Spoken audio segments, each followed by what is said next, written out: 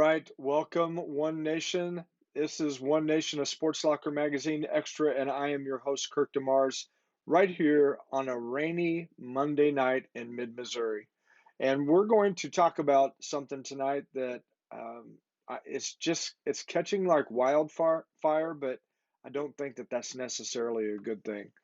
So we'll share our opinions on that tonight, and I want to hear your opinions as well. Sports betting.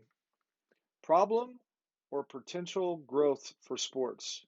Depending on where you get your information, sports betting can have both positive and negative implications. I don't even know how it can be a question, but I can only see the negative in what has now become a multi-billion-dollar business. Feel free to join in with your comments and concerns as we dig into potential problems with sports betting tonight on One Nation, an SLM Extra. All right, before we get into the program, I'm going to go ahead and quickly run through our sponsors of the program, and I will be right back, and then we'll get started.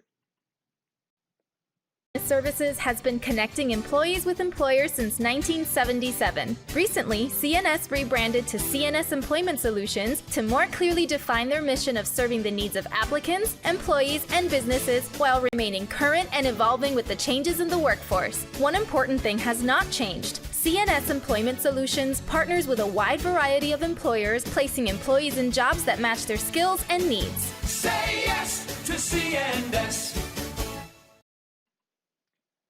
All right, CNS Employment Solutions right here in mid-Missouri. They find jobs for people and they find people for jobs. They do a great job over there, and it's an honor to have them as part of Sports Locker Magazine, as well as One Nation, a Sports Locker Magazine Extra. They have been a sponsor from the very beginning, and we appreciate their support for our schools, student athletes, and right here in mid-Missouri, finding people jobs.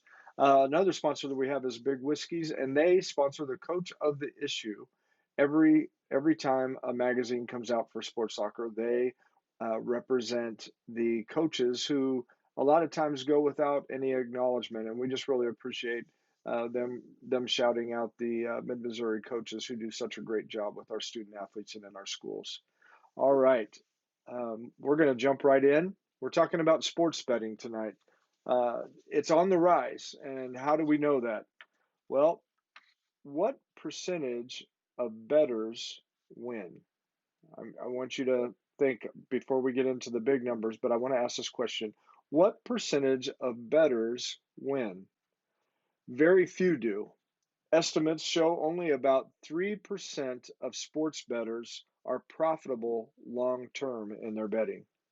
I want to break that down for you. If we had 1,000 people that were betting on sports, placing those bets, only 30 out of that 1,000 would be long-term winners.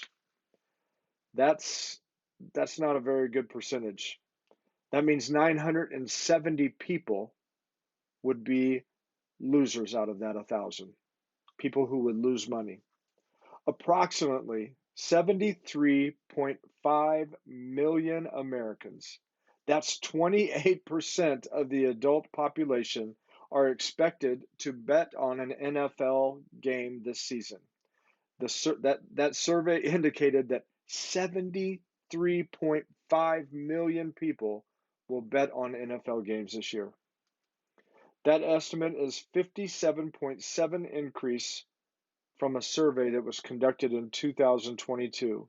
And that's an example of the rapid growth that sports betting has been over the past 5 years. If only 3% of those people win long term, then that is 71,295,000 people who will lose money betting on sports, just in the NFL. The vast majority of sports bettors end up losing money. We see that just from those statistics. But here's the thing. Sports books wouldn't exist if this weren't the case. They rely on the odds always being in their favor. The sports books, think about that. The places that are making the money, again, only 3% of sports bettors will be long-term winners. Who's the winners? The sports books. What's a good percentage? What's a good winning percentage in sports betting? 55%. That's what they say, 55%. At 55%, you're winning just over half your bets. But with that fee charged by sports books, 55% still may not be enough to cover that built-in house advantage. Is it possible to win long term in sports betting? Of course, the answer would be yes, but it's not easy. The 3% of winning bettors put in a ton of work studying stats, matchups, and trends to gain an edge. They specialize in certain sports or leagues and become true experts. They also exhibit patience and discipline, never chasing losses or deviating from their system. Some think of sports betting as an entertaining hobby, but it can be an expensive and addictive hobby. The odds are stacked against you. The house always wins, is as the saying goes. The house always wins. That's why the sports books are in business, because typically the house always wins. Can gambling become addictive? Can sports betting become addictive? Absolutely. It can become an addiction just like drugs and alcohol if you use it compulsively and feel out of control. Gambling can affect the part of our brain that releases dopamine, a feel good hormone that creates feelings of pleasure and reward. Well, you know, that feel good, again, just what, 3% of the people that are betting on sports? Yeah, I'm sure they're getting a good feeling from the dopamine release when they're winning. But what about the others? What about that other 71 million that are just betting on NFL games that lose this next year? It is a problem. Oh, here's a comment from Devin. He says, "Ask the refs that officiated the Duke North Carolina State game." Uh huh. Boy, us as sports fans, we look at a lot of the different games and we can see a lot of different things that just don't look right. And you know what? A lot of times we the evidence seems to point that way, but we won't get into too much of that tonight. Especially when it's our team that loses, we don't like that. We want to say they must have had it out for our team. I want to really quickly talk to you and tell you what states are where sporting betting on sports, what states are illegal? Is gambling illegal? Sports betting in any form is currently illegal in California, Texas, Idaho, Utah, Minnesota, Alabama, Georgia, South Carolina, Oklahoma, Alaska, Hawaii, and Missouri. Right now, as it stands, it is currently illegal to gamble in the state of Missouri. I sure hope that that can stay that way, and I'll get into a little bit more of that as we go on. According to Sports Illustrated, the top 5 best sports books in the United States are DraftKings, FanDuel, BetMGM, Caesars, and Bet365. A report shows that these companies took in over $74.31 billion this last year. ESPN has decided to go all in, and yes, that's a pun intended. They've decided to go all in on sports betting by establishing ESPN Bets. As someone who's liked listening to sports talk radio and getting to hear about the latest news in sports, what happened the night before, commentaries from different people on the games, the players, the plays, all the different things about sports. I used to love listening to sports talk radio. But I'm quite disappointed in the change that has taken place during this current year on ESPN sports talk shows. I'm very disappointed. Pretty much every single one of the programs spend most of their day talking about their betting strategies and sharing them with the listening audience. It's even quite comical that a local mid-Missouri sports talk show spends a lot of their time talking about their betting strategies and how they fared the weekend before and what their record is going into for the year. It is just absolutely out of control. And I'm just going to say, I don't care what you guys bet on. I don't care. You can do what you want to, but I don't want to sit there and listen to it. So I choose not to listen to it anymore. It's not just your everyday bettors that we've seen also a number of professional athletes suspended on betting in sports. One of the most famous ones was Pete Rose, and he is still being held out of the Professional Baseball Hall of Fame because he was caught betting on sports. The NCAA, it forbids its student athletes uh, to bet on sports. But do you think that that's not happening? Do you think that it's not going to get out of control for a few reasons that we've seen pop up that have to do with money? I I can almost guarantee you, and I'm not going to say bet, but I did right there. I can almost guarantee you that we are going to hear about some college student athletes um, get in trouble because of betting on sports. Some of them might even get caught betting on their own games. The NCAA once held back players from getting paid for their time in college, but that doesn't exist anymore under name, image, and likeness. Many of these kids are making millions of dollars, and I can almost guarantee you some of them are going to get caught in sports betting. It's a sad thing. And what is it? The Bible says the love of money is the root of all evil. For the love of money is the root of all evil. And when you have young kids making a bunch of money and people trying to get their money from them, they're going to make some unwise decisions and they're going to try to make more money by doing making some of those unwise decisions. I mean, we hear about it all the time with, uh, college student athletes, you know, betting, playing craps and, doing different things like that, making a run to Vegas, doing, different things like that. Do you not think that that won't transfer into betting on sports? What's your thoughts? Any big deal? Oh, I like that comment, Devin, unless you're Otani. Shohei Otani. Yes, we'll talk about that real quick. His interpreter just got basically fired from Major League Baseball, got fired from the Dodgers for apparently having debts of over $4 million. And Otani's in a little bit of trouble because he has apparently, well, he's saying that it was stolen from him. But at first, it was a loan that he made to this guy in order to take care of his betting problem.